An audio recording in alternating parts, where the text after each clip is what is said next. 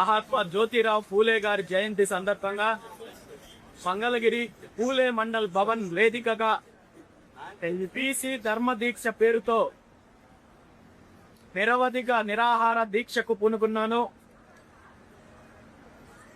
ఈ ధర్మదీక్ష ఉద్దేశము నా వ్యక్తిగతమైనదో, లేదంటే నా రాజకీయానికి సంబంధించిందో, లేదంటే బీసీవై పార్టీకి సంబంధించిన అంశమో కాదు అనే విషయం కూడా మీ అందరికీ తెలుసు. గత ఫిబ్రవరి 22వ తేదీన బీసీ సింహగర్జన పేరుతో బహిరంగ సభ నిర్వహించి ముఖ్యమంత్రి చంద్రబాబు నాయుడు గారు, తెలుగుదేశం పార్టీ బీసీలకు ఇచ్చిన హామీలను నెరవేర్చాలి, బీసీల యొక్క న్యాయపరమైన డిమాండ్లను నెరవేర్చాలని చెప్పి ప్రభుత్వాన్ని డిమాండ్ చేసినప్పటికీ కూడా ఆ రోజు నుండి ఈ రోజు వరకు ప్రభుత్వం గాని, ముఖ్యమంత్రి చంద్రబాబు నాయుడు గారు గాని ఎక్కడ దీని మీద స్పందించకపోగా ఈ ప్రధాన 5 డిమాండ్లకు సంబంధించి తప్పుడు ప్రకటనలు ఇవ్వడము, కుట్రలు చేయడము మనం చూస్తున్నాం. ఇందులో ప్రధానంగా బీసీలకు రక్షణ చట్టం కల్పిస్తామని చెప్పి ముఖ్యమంత్రి చంద్రబాబు నాయుడు గారు, నారా లోకేష్ నాయుడు గారు ఎన్నికలకు ముందు పూర్తి స్థాయిలో హామీ ఇచ్చారు.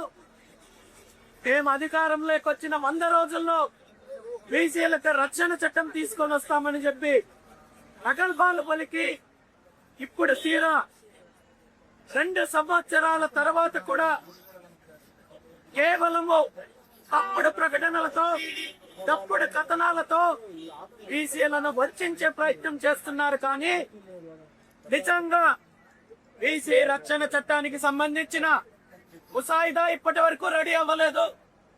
దీనికి సంబంధించి కమిటీ లేదు, దీనికి సంబంధించి చర్చలు లేవు, దీనికి సంబంధించి గత 10-15 సంవత్సరాల్లో బీసీలకు జరిగిన అన్యాయం పైన, దాడుల పైన, హత్యల పైన అధికారుల నుండి కానీ, కలెక్టర్ల నుండి కానీ ఎటువంటి నివేదికలు తెప్పించుకోకుండా కేవలం ప్రకటనల ద్వారా ప్రజలను, బీసీలను మభ్యపెట్టే కార్యక్రమం చేస్తున్నారు. కాబట్టి దీనికి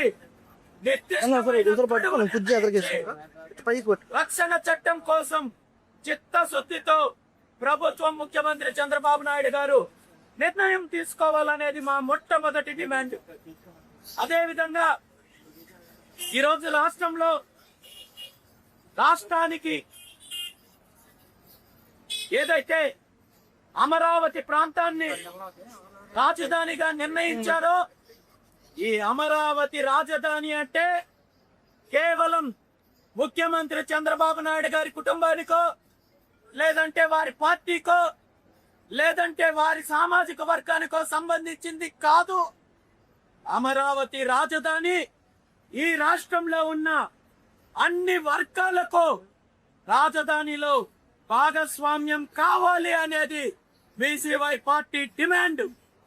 ఎందుకంటే గతంలో ఉమ్మడి ఆంధ్రప్రదేశ్ రాష్ట్రం ఏర్పడినప్పుడు హైదరాబాద్ కు సంబంధించి హైదరాబాద్ చుట్టుపక్కల వేలాది ఎకరాలు 99 పైసలతో, 1 రూపాయితో, 50 రూపాయలతో, 99 రూపాయలతో గతంలో అధికారంలో ఉన్న తెలుగుదేశం పార్టీ, కాంగ్రెస్ పార్టీ వారి నాయకులు వారి సామాజిక వర్గాలకు ఫిలిం సిటీల పేరుతో, హోటల్స్ పేరుతో, కంపెనీల పేరుతో అనేక రకాలుగా అప్పనంగా అప్పచెప్తే అందులో బీసీల వాటా శూన్యమని ఈరోజు చెప్తున్నాం.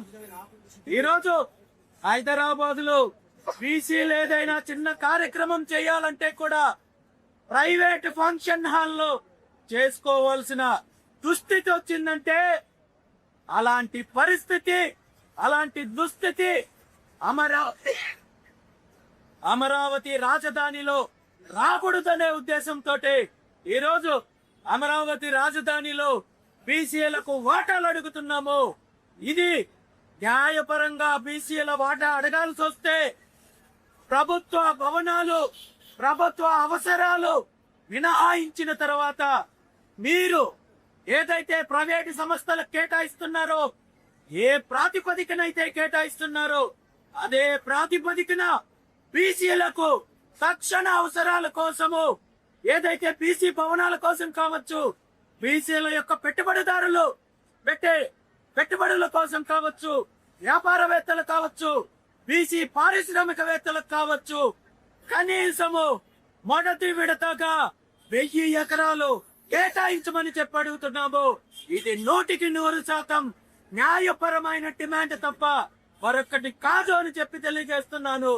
అదే విధంగా బీసీలకు తెలుగుదేశం పార్టీ 44 సంవత్సరాల క్రితం ఆనాడు ఆవిర్భావం తర్వాత ఇచ్చిన ప్రధాన హామీ, మేము అధికారంలోకి వస్తే బీసీలకు విద్యా ఉద్యోగ చట్టసభల్లో 44% రిజర్వేషన్లు కల్పిస్తామని చెప్పి ఆనాడు తూతో మంత్రంగా 44% రిజర్వేషన్లు కల్పించి తర్వాత న్యాయపరమైన చిక్కులను ఉంటే సాకుగా చూపించి ఆనాటి నుండి ఈనాటి వరకు బీసీలకు రిజర్వేషన్లు కల్పించకుండా, అదే విధంగా ఈ రాష్ట్రంలో బీసీల్లో ఉన్న సంఖ్యాబలం ఏదో తెలియకుండా సమగ్ర కులగణన చేపట్టకుండా బీసీలను వంచి మోసం చేసే పరిస్థితి తెలుగుదేశం పార్టీ చేసింది, కాంగ్రెస్ పార్టీ చేసింది, వైఎస్ఆర్ కాంగ్రెస్ పార్టీ చేసింది. వీళ్ళందరూ కూడా బీసీ ద్రోహులుగా ఈ రాష్ట్ర ప్రజలు 100% గుర్తించారనే విషయాన్ని ఈ సందర్భంగా తెలియజేస్తూ, అదే విధంగా గత ప్రభుత్వ హయాంలో కావచ్చు, ఇప్పుడు ప్రభుత్వం కావచ్చు, పూర్తి స్థాయిలో బీసీలను ఓటు బ్యాంకు కోసం ఉపయోగించుకుంటూ కార్పొరేషన్లు ఇస్తున్నామని చెప్పి ₹1 కూడా నిధులు ఇవ్వకుండా బీసీలను వంచిస్తున్నారు. కాబట్టి ఖచ్చితంగా బీసీ కార్పొరేషన్లకు నిధులను కేటాయించాలని చెప్పి ఈ ప్రధాన 5 డిమాండ్లతో కూడిన ఎజెండాను ప్రభుత్వం ముందుంచాము.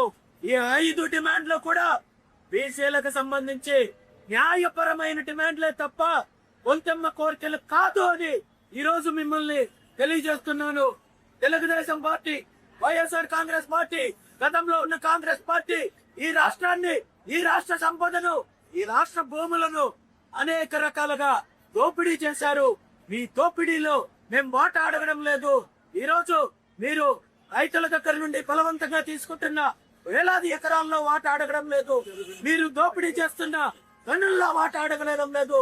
మీరు దోపిడీ చేస్తున్న ఫీడ్స్ అండ్ మినరల్స్ లో వాటా అడగడం లేదు.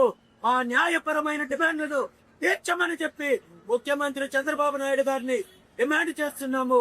ఈ డిమాండ్లను నెరవేర్చేంత వరకు ఈ బీసీ ధర్మ దీక్ష కొనసాగుతుందని చెప్పి ఈ సందర్భంగా తెలియజేస్తూ, ఈ దీక్షను భగ్నం చెయ్యాలని గాని, కుట్రలు చెయ్యాలని గాని ప్రయత్నం చేస్తే మీరు తీవ్ర పరిణామాలు ఎదుర్కోవాల్సి వస్తుందని చెప్పి ఈ సందర్భంగా తెలియజేస్తున్నాను. Thank you.